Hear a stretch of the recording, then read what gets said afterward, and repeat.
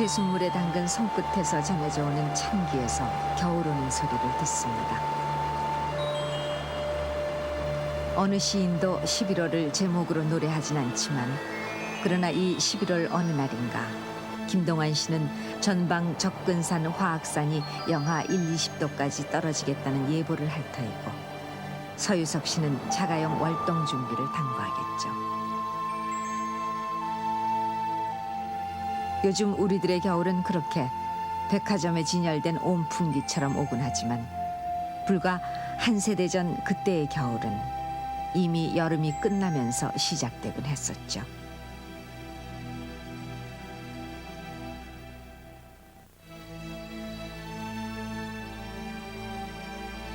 봄은 넘기 힘든 보릿고개로 부황뜨게 했고 여름은 물난리와 가뭄으로 왔고 그 허기와 상처를 추스릴 때쯤이면 잔혹한 돌림병이 사랑하는 이들과 갈라서게 만들곤 했었습니다. 그리고는 곧 겨울이었습니다. 허기가 계절을 앞당겨 부른 것입니다. 그해 겨울 밭은 기침과 각혈을 하던 건넌방 청년은 결핵으로 불기에 손이 댔고 딱히 거린만이 아닌 바닥 사람들이 시장에서 주워온 보고알 끓여 먹다가 목숨을 잃었고 또 구두를 비집고 새어나온 연탄가스에 중독돼 세상을 떠나곤 했던 우리는 차라리 그 겨울이 도시 우리의 병든 데가 회복될 수 없는 그 겨울이 우리의 계절이 아니기를 바라곤 했었습니다.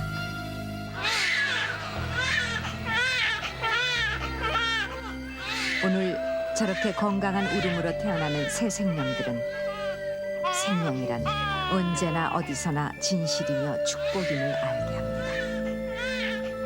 그러나 한 세대 30년 전, 40년 전에도 생명은 어김없는 축복이었을 터인데도 이 아이들의 부모가 태어날 그때 약방이다 병원은 대처에만 있어 그저 손닿지 않는 천정으로만 머물던 곳일 뿐 판잣집이나 초가의 사립이나 처마에 걸린 금줄만이 우리들 초라한 탄생의 신호였습니다.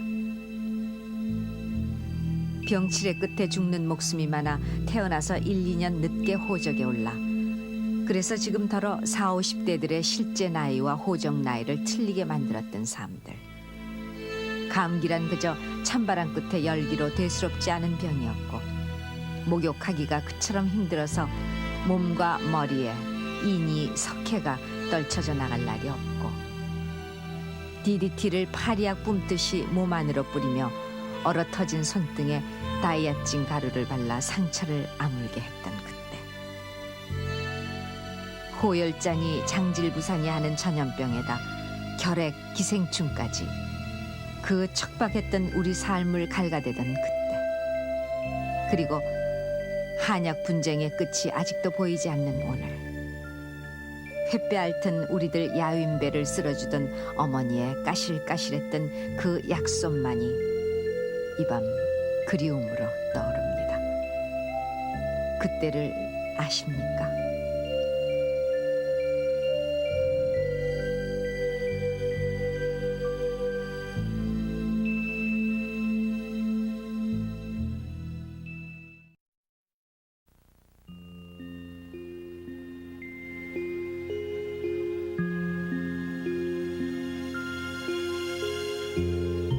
(1955년) 그해 태어난 아이들이 올해 우리 나이로 39을 헤아립니다마는 그 아이들이 태어난 그때 세상은 온통 앓고 굶는 사람 투성이었습니다. 그해 여름 뇌염으로 837명이 목숨을 잃었고 갓난아이 7,000명이 백일해를 앓고 있었으며 결핵 환자가 80만 명, 100만 명이 넘는 간디스토마 환자 등이 배앓이를 하고 있었는가 하면 홍수로 무려 25억 환의 재산이 떠내려갔고 사람뿐만 아니라 소 22,000마리가 그 여름에 추구 감기에 걸려 차례차례 쓰러지는 등 우리들 삶은 마치 끝간데까지 가 있는 모습이었습니다. 거기다 전략농간이 결식 아동이니 하는 그 불치의 빈피버에 멍들더니 그 이듬해 초 발표를 보면 전국에 22만 7천 가구 110만 명의 농촌 사람들이 곡기를 잊지 못하고 있었으며 배골른 결식 아이들이 하나둘 학교를 그만두어야 했습니다.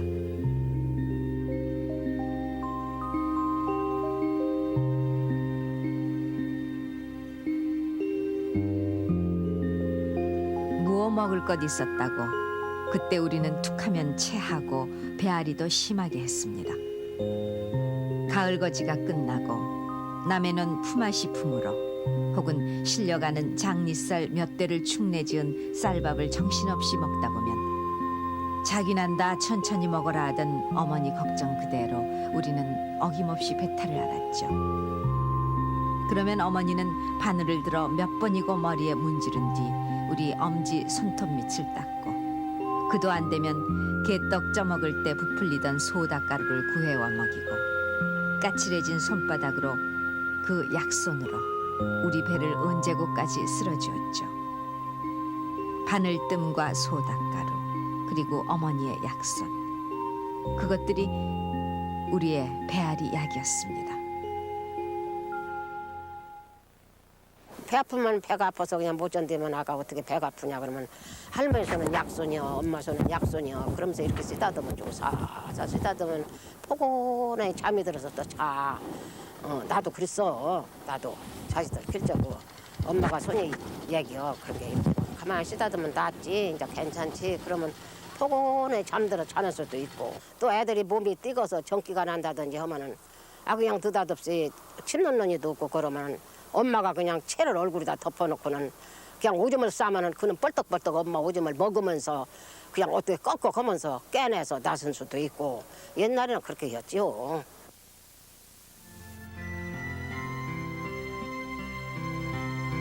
병원이란 몹쓸병 고치러 가고 싶은 그저 소원으로만 머물던 곳이고 읍내 약방도 엄두를 못 내던 그때 어쩌다 광란이 나면 사관을 트는 동네 촐로들을 찾아가는 게 고작이었고 된대는 된장을 바르고 상체기에는 풍년초 가루를 바르기도 했으며 또 무엇에는 집 태운 물을 먹이라 하는 동네 어른의 말씀이 그대로 처방으로 통하던 그때 아이들은 읍내 약방에 진열된 활명수 한 병 먹는 것이 큰 바람이었습니다. 지금으로 치면 위염이나 장염 같은 것들을 모두 배앓이로 일컬던 그때 그 활명수는 어머니 약손과 함께 모든 배앓이 약이었습니다.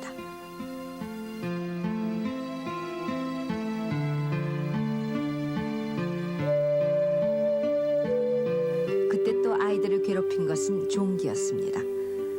목욕이라야 1년에 며칠 날받아 놓고 헤아릴 정도였으니 떼국이 밀린 자리를 긁어 생긴 부스럼은 걸핏하면 종기가 되곤 했고 어른들 떼전 머리카락이 뒷목을 찔러대 발진으로 고생을 하게 했습니다.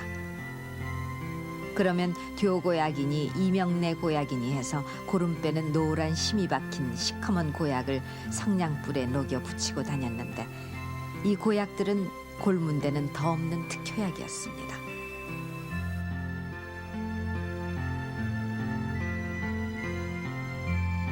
요즘이야 겨울철에 장갑 없는 아이들이 없지만 추위에 세수도 제대로 못한 손을 내놓고 다니던 그때 아이들 터서 피가 뭉쳐있는 튼 손에 어쩌다 구한 아까찜기라 하는 머큐로크롬을 큼직하게 발라 자랑하고 다닌 아이들도 있었고 시골에서는 배앓이 하는 아이들 배에 이 아까찜기를 발라주는 웃지 못할 일도 벌어졌습니다.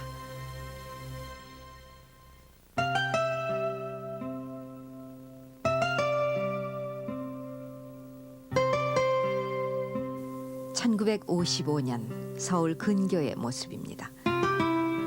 전쟁으로 남편을 잃고 졸지에 가장이 된 어머니는 배고픔에 칭얼대는 아이들을 놔둔 채 막내만 들쳐업고 닥치는 대로 돈 될 일을 찾아 나섭니다. 좀 큰 아이들은 숄이나 앵벌이 신문 배달을 위해 거리를 내달았던 그때 아이 어른 할 것 없이 이나 석회는 을에 몸에 지니고 사는 것으로 알았습니다.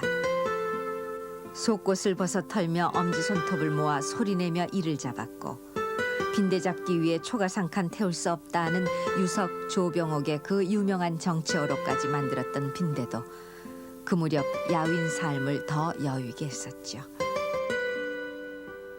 그때 정말로 신기한 약들이 미군과 함께 이 땅에 들어왔죠. 바로 DDT와 다이아증이었습니다.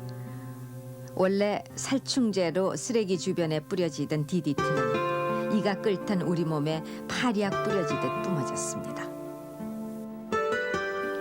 아이 어른 할 것 없이 줄을 서서 옷을 들쳐 DDT 목욕을 하던 그때, 또 걸핏하면 트고 생채기가 가실 날 없던 손등에 설파제로 미군들이 가져온 다이아증 가루를 덧대면 그 작은 상쾌함에 우리는 얼마나 시원해했던가요.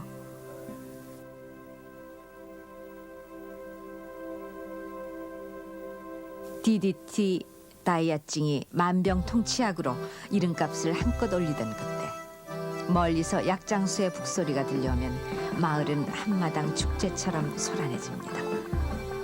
가짜 코수염 안경을 쓰고 하모니카를 불며 또 두 발로 등북을 치며 마을로 찾아든 약장수. 애들은 가라하며 우리들을 열심히 더 밀어내던 그 약장수가 한바탕 구슬하고 봉사도 눈을 뜨게 하는 약도 있다면서 내놓은 것은 기껏해 DDT나 쥐약, 가짜 다이아증, 가짜 맨소르다무이기 일쑤였지만 끝내 어머니 고쟁이 주머니 돈과 이웃 안악의 가락지가 약장수 손에 들어가기 마련이었습니다.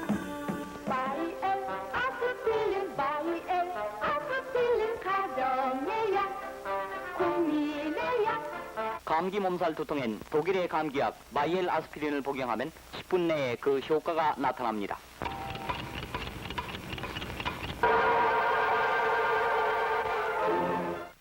60년대 들어 조금은 숨 돌리게 되면서 외제 약들이 조금씩 들어오면서 맹신에 가까울 정도의 약에 대한 갈증은 가짜 약을 판치게 했습니다. 요즘 아이들 비만증이 큰 걱정거리지만 그때 얼마나 실하지 못한 체구들이었는지 살찌는 약 선전이 가장 돋보였고, 거기에 곁들여 강장제니 강정제니 하는 허황된 과대 광고도 사람들 시선을 툭툭 건드리듯 등장했습니다. 아스피린을 갖다 어떻게 만드느냐 하게 되게 되면 사리치산에다가 서지 빙초산 등곤에서 만드는 그런 얘기가 있었어요. 그건 대단히 그 힘든 과학적 조작을 해야 나오는 약인데 그렇게 그저 엉터리로 만드는 사람들이 있었어요. 그러니까 물론 그렇게 하게 되면 좀 듣겠죠. 그렇지만은 소화장애라든가 이런 걸 갖다서 일으킬 수 있는 그 요인이 많거든요. 그런데도 불구하고 그런 약을 만들어서 팔았고 그런 약을 갖다서 사서 먹은, 그러니까 지금으로서는 형무소 갈 일이죠. 근데 그런 일들도 옛날에는 많이 비일비재했어요. 그러나 불행은 결코 혼자 오지 않는다고 한 해 걸러오는 태풍과 장마, 그리고 가뭄은 비극 앞에 어느 누구도 장사할 수 없다는 무력감을 더하게 하기 맞춤이었습니다. 태풍 사라와 셀리가 남원에서 앗아간 127명과 장승포에서 매몰시킨 69명의 목숨. 슬픔을 느낄 겨를도 없이 지리했던 장마 끝에 닥쳐든 불볕더위는 이번에는 또 연병이라 불리던 장티푸스와 호열자로 불리던 콜레라, 또 뇌염, 디프테리아 같은 돌림병 앞에 우리를 속수무책으로 만들곤 했습니다. 지금은 몇 년째 발생하지 않는 그 콜레라나 장질부사는 60년대가 끝날 때까지 기승을 부려 학교가 쉬는 것은 물론 그 병이 도는 마을을 새끼줄로 묶어버리곤 했습니다. 의사 한 명 제대로 없는 방역 기동반이 그렇게 마을을 차단하고 휴교령을 내리면은 마을은 흉가가 되고 치료도 제대로 못 받아 숨진 허약한 시신들이 통곡조차 멈추게 했습니다. 그 60년대 그때 장티푸스는 고춧가루만 많이 먹으면 예방할 수 있다던 어느 문교부 관리의 발언이 그때 우리 방역위생의 현주소였죠.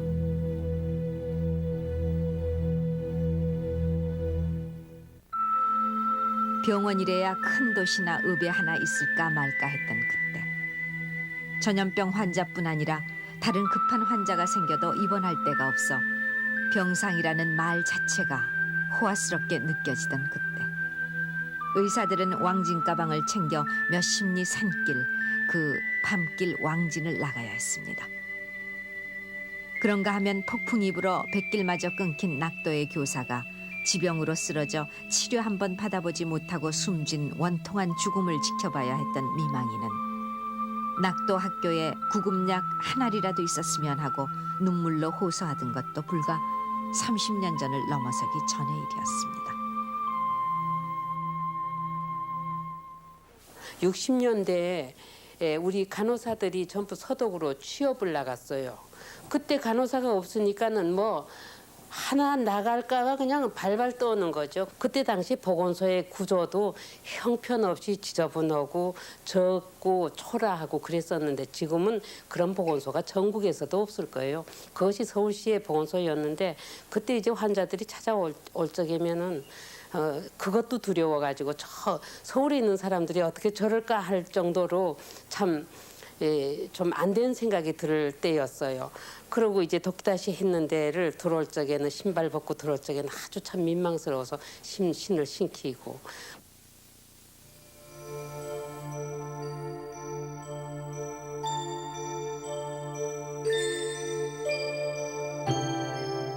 (1957년) 쌀을 포함한 우리의 양곡 생산은 2,900만 석이었습니다. 양곡 도입이다, 혼식 분식 장려다. 쌀 모자라는 형편이 말이 아니던 그해 쥐가 갉아먹은 양곡이 무려 600만 석이었으니 그리고 게다가 전염병까지 옮기는 쥐는 우리의 적이었습니다. 그 쥐를 잡자는 운동이 그해 무려 50일 동안 전국적으로 펼쳐졌는데 지금 중년들에게는 쥐꼬리 가져오라는 선생님을 속여 오징어 다리를 태워간 기억도 덜어 있었죠.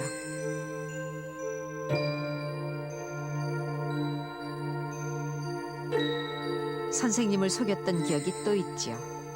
기생충 때문에 변 검사를 할 때면 수세식 변기가 없던 그때 곤욕을 면하기 위해 남의 것을 슬쩍 하는 아이들도 있었지만 어차피 기생충이 있기는 마찬가지였고 산토닝도 함께 먹을 수밖에 없던 그때 가난과 병으로 온몸이 시달리는데 뭐 기생에 기댈 거라고 기생충까지 우리를 가만 내버려 두질 않았습니다. 요즘도 서울 시내 어린 학생들 2,700명이 점심을 굶는다고 하는데 그때 교실 풍경은 점심시간 펌프물로 줄임배를 채우는 결식 아동들 보기가 어렵지 않았습니다. 그 허약한 몸들은 기생충의 공격에 아무런 방책이 없어 1960년 우리나라 국민 90%가 기생충에 감염돼 있었습니다. 누구나 다 회충이란 을에 우리 몸에 있는 것으로 여겼고 횃배를 앓는 것이 이상할 것 없다고 생각하던 29년 전인 1964년 한국 기생충 박멸협회가 발족합니다. 요즘 말로 하면 모든 에너지의 근원이 기생충에서부터 나온다. 그래가지고서 심지어는 병원에 와서도 그 해로운 것만 떼주고 기생충 에너지가 될 수 있는 기생충은 그대로 놔두시오. 막 이런 얘기를 하는 그 환자들이 많았습니다. 대변을 받기를 누구든지 싫어합니다. 싫어하기 때문에 가령 우리가 어떤 마을을 가서 조사할 때 그 변소에 가서 지켜 있어야 합니다. 막 그런 정도로 그 대변을 주는 걸 특히 그 여자들 부녀체에서는 아주 싫어하고 그래가지고서는 심지어는 개똥 같은 거 길가에 있는 거 그런 걸 모두 그냥 싸가지고서는 이게 자기 똥이라고 주는데 아이 조사해 보면은 이거 사람 기생충이 아니고 또 개 기생충인 그런 게 많이 있었어요. 산토닝. 반드시 아침을 굶고 먹어야 하는 구충제 산토닝을 먹으면 눈앞이 노래졌고 선생님은 눈을 감으라 하고는 손을 들어 몇 마리냐 묻곤 했는데 그때 그 난처하던 기억은 수세식 변기가 나오면서 사라졌고 기생충 박멸협회도 82년 아예 간판을 내렸습니다.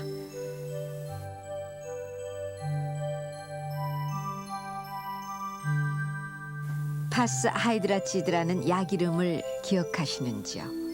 그리고 크리스마스 시일의 내력을 아시는지요? 그럼 왜 아버지 친구들은 여기다 이렇게 크리스마스 씨를 붙여보냈죠? 뭐? 어디? 난 이것들이 우편하고. 아이 참네. 아버지는 아직 크리스마스 씨도 모르시나 봐.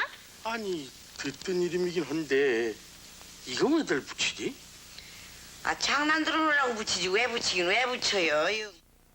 1955년 인구 2천만 명 가운데 활동성 결핵 환자가 80만 명이 넘을 정도로 우리는 망국병이라던 폐결핵의 만조국이었습니다.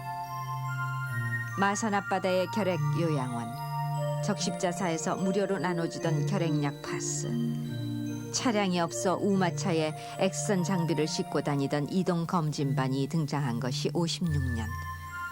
영양실조와 가스말이 하던 그 창백의 시대는 파스 하이드라지트라는 이름과 함께 삶과 죽음이 한 통 속으로 느끼게끔 했었죠.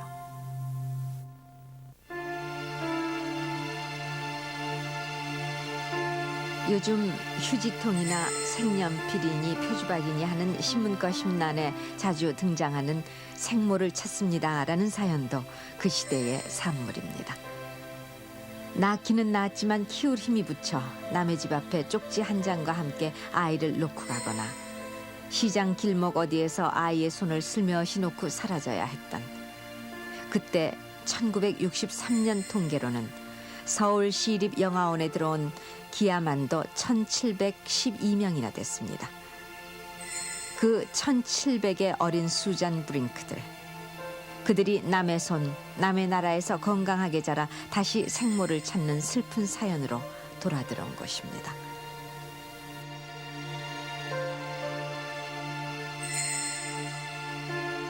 (1957년의) 이 풍경, 이 대통령 부인 프란체스카 여사가 서울시에서 뽑은 우량 아들을 표창하는 모습입니다.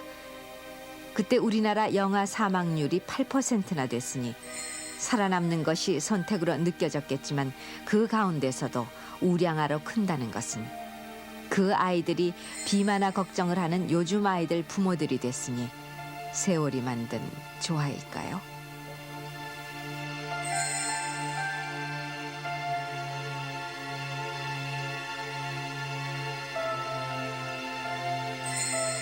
어제 아침 뉴스는 우리 아이들 기생충 감염률이 다시 살아난다고 했고 이미 서울 어떤 곳의 아이들 머리에 석회가 옮겨 다닌다는 뉴스도 있었습니다.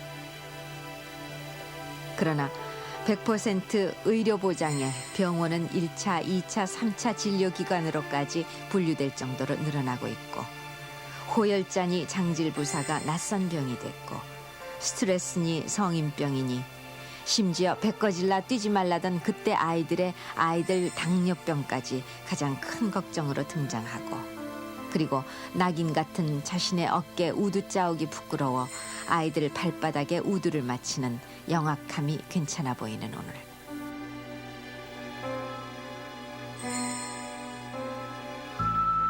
그 흔한 해열제 하나 없어 보리쌀 넣은 보자기로 머리를 짚어가며 또 통금이 내려진 차가운 밤길을 아이를 업고 내쳐달려 파출소라도 찾아가야 했던 그때. 산후조리나 산욕, 산파는커녕 미역국 한 번 제대로 차려 먹지 못하고 아이를 낳고 사나흘이면 일어나 새참 광주리를 이고 나선 농길에서 남모를 하혈을 해야 했던 그 어머니들. 그러면서도 우리들 대수롭지 않은 횃배 앓던 여인배를 기도하듯 쓸어주던 그때 그 어머니의 약손이 오늘 밤 그리울 뿐입니다.